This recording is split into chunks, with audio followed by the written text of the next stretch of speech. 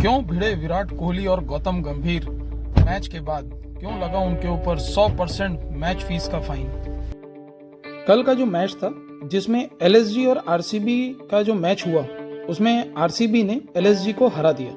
दोस्तों, मैच खत्म होने के बाद जब सभी टीम प्लेयर्स आपस में मिल रहे थे तब उस समय नोक-झोंक आरसीबी और एलएसजी के कैप्टन्स के बीच में चालू हो गई।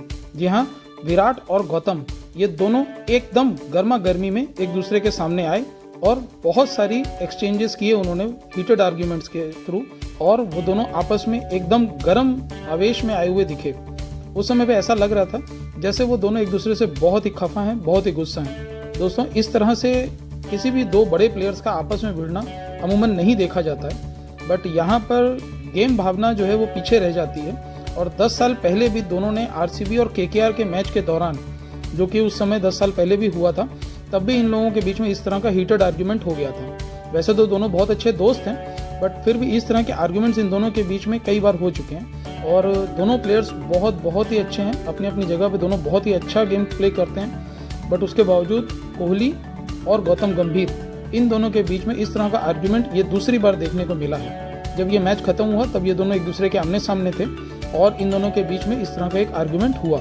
सभी तरह के जो टीम प्लेयर्स थे वो उस समय वहाँ मौजूद थे, जो कि हम जानते हैं कि गौतम जो हैं ये रिटायर हो चुके हैं और ये एलएसजी के इस समय ग्लोबल मेंटर के रूप में भी हैं। तो दोस्तों, इन दोनों के बीच में जब हीटेड आर्ग्यूमेंट हुआ तब उस समय पे वो सारे प्लेयर्स जो टीम में थे वो वहाँ मौजूद थे, बट उन लोगों के बीच में होते हुए भी इस तरह का हीटेड आर्ग्यूमेंट इन दोनों के बीच में हुआ, जिसकी वजह से इनके ऊपर 100% मैच फीस का जो फाइन है वो लगाया गया। मैच फीस मतलब अभी इनको बिल्कुल नहीं मिलेगी इस मैच के बाद में, और इतना बड़ा फाइन जनरली लगता नहीं है, बट फर्स्ट टाइम ऐसा देखने में आया कि 100% मैच फीस जो है वो इन लोगों की ले ली गई है। और सबसे पहले एलएसजी के जो बॉलर हैं नवीन उल हक, उन्होंने कोहली के साथ में कुछ वर्ड्स एक्सचेंज किए और उस समय पे थोड़ी गर्मा गर्मी हो गई। और जैसे ही कोहली और नवीन उल हक के बीच में ये बातचीत चल ही रही थी कि वो ख़त्म होने के तुरंत होने के समय पे ही केल मेयर्स जो उस समय वहाँ पर मौजूद थे, इन दोनों के बीच में भी हीटेड आर्ग्यूमेंट चालू हो गया। ये आर्ग्यूमेंट नवीन उल हक और कोहली के बीच में पहले हो रहा था, उसके बाद में ये केल के साथ में भी हुआ। इतना सब होता हुआ देख करके गंभीर जो थे वो तुरंत बीच में आ गए और उन्होंने कोहली के साथ में बातचीत चालू किया।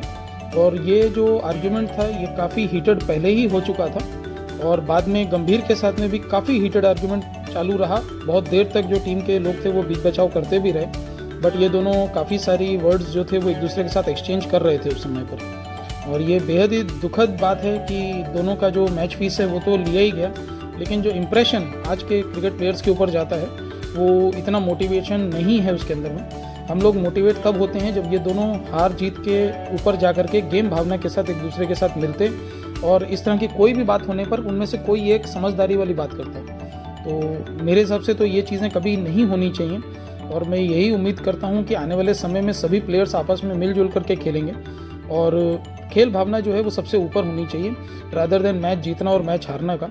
तो ये जो आपने अभी सीक्वेंस देखा है इसके अंदर में इस तरह के हीटेड आर्ग्यूमेंट्स जनरली होते हैं, लेकिन उसके बाद में दोस्ती यारी में वो चीज़ ख़त्म हो जाती है। बट हम यही मानते हैं as a good players, as a Indian, this should never happen again. और दोस्तों, इस तरह की जो चीज़ें हैं ये हम उतना मोटिवेशनल नहीं रहता है, बट फिर भी हम लोगों को इससे सीख मिलती है कि कभी भी गेम ख़त्म होने के बाद हम लोगों को एक दूसरे के साथ प्यार मोहब्बत से रहना चाहिए। धन्यवाद।